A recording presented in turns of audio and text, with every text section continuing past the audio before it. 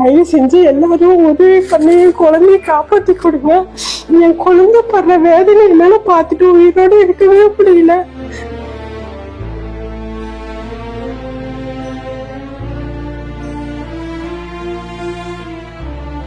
கடவுள் ஏன்னா என் குழந்தைக்கு இந்த அளவுக்கு தண்டனை கொடுத்திருக்கிறாரு. எந்த தண்டனையா இருந்தாலும் எங்களுக்கு கொடுக்கலாமே.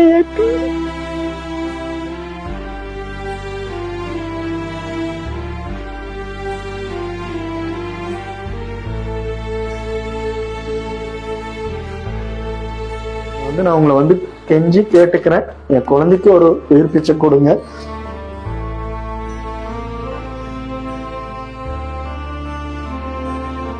எல்லாருக்கும் வணக்கம். என் பேர் லாவண்யா. என்னுடைய 8 மாச குழந்தைக்கு SMA ஸ்பைனல் மஸ்குலர் அட்ரோஃபிங்கிற பிரச்சனை இருக்கு. ஒரு தாயா என் குழந்தை படுற வேதையிலே என்னால பார்க்க முடியல. கடவுள் ஏன்னா என் குழந்தைக்கு இந்த அளவுக்கு தண்டனை கொடுத்திருக்கிறாரு. எந்த தண்டனையா இருந்தாலும் எங்களுக்கு கொடுக்கலாமே. என் பிஞ்சு குழந்தை என்ன பாவம் நினைச்சது எங்களுக்கு ஒன்றும் புரியல. தயவு செஞ்சு எல்லாரும் உதவி பண்ணி என் குழந்தைய காப்பாத்தி கொடுங்க.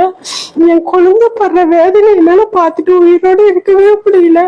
தயவு செஞ்சு எல்லாரும் உதவி பண்ணி என் குழந்தைய காப்பாத்தி கொடுத்துருங்க. எங்களுக்கு பெரிய உதவியா இருக்க என் குழந்தைதான், என் உலகமே என் குழந்தைதான். தயவு செஞ்சு எல்லாரும் என் குழந்தைய காப்பாத்தி கொடுத்துருங்க. உங்களுக்கு ரொம்ப நீங்க உதவி பண்ற ஒவ்வொருத்தரும் எங்களுக்கு கடவுள் மாதிரி. அதனால எல்லாருமே தயவு செஞ்சு எங்களுக்கு ஒரு பெரிய உதவி பண்ணி என் குழந்தைய காப்பாத்தி கொடுத்துருங்க. எல்லாருக்கும் ரொம்ப நன்றி. என்னோட குழந்தை இப்ப 8 மாச குழந்தைக்கு ஒரு ஸ்பைனல் மஸ்குலர் அட்ராபி அப்படின்னு ஒரு ரேர் டிசீஸ் இருக்குன்னு சொல்லி இப்பதான் 5 மாசத்துல கண்டுபிடிச்சோம். அவ குழந்தை வயிற்றுல இருக்கும்போதோ அவ பிறந்து ஒரு 5 மாசம் வரைக்குமே எங்களுக்கு எந்த ஒரு அறிவும் இல்லை. அவ அவ்வளோ அழகான குழந்தை. அங்க பிறந்தோமே அவ்வளோ சந்தோஷம் எங்களுக்கு, ஒரு அழகான பொண்ணு பிறந்திருக்கான்ட்டு. அது கடைசியா 5வது மாசத்துல அவளுக்கு ஒரு சளி பிடிச்சி மூச்சு வாங்க முடியாம போனது. அந்த மூச்சு வாங்க முடியாம போயிட்டு நாங்க இங்க இருக்க சின்ன ஹாஸ்பிட்டல் எல்லாமே காமிச்சோம்.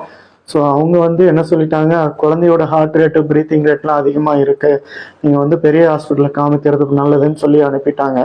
நாங்கள் அதுக்கப்புறம் இங்கே பெங்களூர்ல தான் நாராயண ஹாஸ்பிட்டலில் காமிச்சோம். ஸோ அங்கே அவங்க தான் ஐசியூவில் வச்சு ட்ரீட்மெண்ட் பார்த்துட்டு அது குழந்தைக்கு அந்த ப்ரீத்திங் ரேட்டு குறையவே இல்லை. நாங்கள் ஒரு SMAன்னு ஒரு ஜெனட்டிக் நோய் இருக்க மாதிரி டவுட் பண்ணுறோம் அப்படின்னு அவங்க தான் ஜெனட்டிக் டெஸ்ட் எடுத்தாங்க. அவங்க ஜெனட்டிக் டெஸ்ட் எடுத்து பார்த்துட்டு அதுக்கப்புறம் தான் சொன்னாங்க அவங்க குழந்தைக்கு அந்த ஸ்பைனல் மஸ்குலர் அட்ராபி டைப் 1 அப்படிங்கிறது பாசிட்டிவ்னு வந்திருக்கு. ஸோ இந்த மாதிரி நோயினால பாதிக்கப்பட்ட குழந்தைங்க 1 வயசு 2 வயசு தாங்கிறதே கஷ்டம். அது அந்த குழந்தைக்கு மருந்துனா ஒரு 16 கோடி 17 கோடி வர அந்த சோல்ஜென்ஸ்மா அப்படிங்கிற மருந்து தான் நம்ம யூஎஸ்ல இருந்து இம்போர்ட் பண்ணி கொடுக்க முடியும். அது இந்தியாவில் கிடையாது. ஸோ அந்த மருந்து இம்போர்ட் பண்ணி கொடுத்தா வேணா உங்க குழந்தைக்கு காப்பாற்ற முடியும். ஸோ இப்போ எங்களுக்கு ஃபைனலா உங்க குழந்தைய காப்பாத்துறதுக்கு ஒரு வழி அப்படின்னு சொன்னா அந்த ஜீன் தெரப்பி சோல்ஜென்ஸ்மாங்கிற மெடிசன் கிடைச்சா மட்டும்தான் காப்பாற்ற முடியும். ஸோ அது 16 கோடின்னு அவங்க சொன்னதுமே எங்களுக்கு ஒரு தலையில இடி விழுந்த மாதிரி ஆயிடுச்சு. அவங்க சோசியல் மீடியால நீங்க பாருங்க சார், நியூஸ் சேனல் பாருங்க, நம்ம அரசியல் தலைவர்கிட்ட போய் நீங்க பெட்டிஷன் கொடுங்க, நம்ம முதல்வர்கிட்ட ஒரு மனு கொடுங்க, எல்லாமே ஹெல்ப் பண்ணுவாங்க அப்படிங்கிற மாதிரி சொல்லியிருந்தாங்க. ஸோ அவங்க சொன்ன விஷயங்கள் எல்லாமே ஒவ்வொன்றும் நாங்கள் ஃபாலோ பண்ணிட்டோம். நம்ம முதல்வர் ஐயா, நம்ம ஹெல்த் மினிஸ்டர் சுப்பிரமணிய ஐயா எல்லாருக்கிட்டையுமே நாங்கள் மனு கொடுத்துருக்கோம். இன்னும் ஒரு சரியான உதவி கிடைக்கல. நாங்கள் சோசியல் மீடியாலும் நிறைய எங்கள் குழந்தைக்கு உதவி பண்ணுங்கன்னு போட்டிருக்கோம். எல்லாருமே அவங்களால முடிஞ்ச சின்ன சின்ன உதவி எல்லாருமே பண்ணிக்கிட்டு வராங்க. இல்லை என்ன ஒரு விஷயம், ஒரு கூலி தொழிலாளி ஒரு 100 ரூபாய் அனுப்பிட்டு உங்க குழந்தைக்கு ஒன்றும் ஆகாது, கண்டிப்பா அவங்க சரியாய் குணமாயி வந்துருவாங்க, என்னால முடிஞ்சது ஒரு 100 ரூபான்னு அனுப்புறாங்க.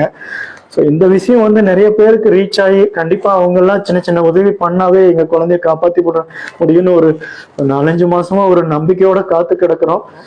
இதுல என் குழந்தைக்கு அந்த மருந்து எவ்வளவு சீக்கிரம் கிடைக்குதோ அந்த மருந்தோட பலன் என் குழந்தைக்கு அதிகமா கிடைக்கும். இல்லைன்னா நாளுக்கு நாள் அவ கொஞ்சம் கொஞ்சம் வீக் ஆகிட்டே போவான். இந்த நோயினால பாதிக்கப்பட்ட எங்களுக்கு முழுங்குறதுலையும் சுவாசத்திலையும் பிரச்சனை இருக்கும். ஸோ என் குழந்தை ஒரு 4 மாசமா ஒரு நம்ம வாங்குற அந்த ஃப்ரீயா வாங்குற அந்த மூச்சை கூட அவளால வாங்க முடியல.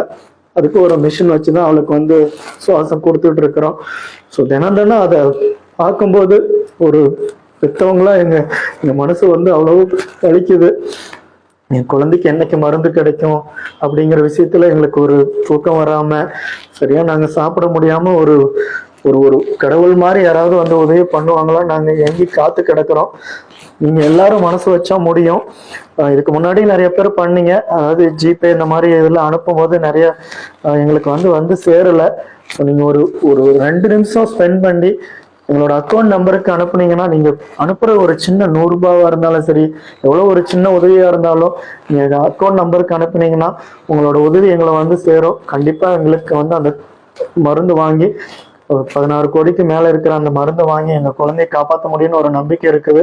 இது வந்து நான் உங்களை வந்து கெஞ்சி கேட்டுக்கிறேன், என் குழந்தைக்கு ஒரு உயிர் பிச்சை கொடுங்க.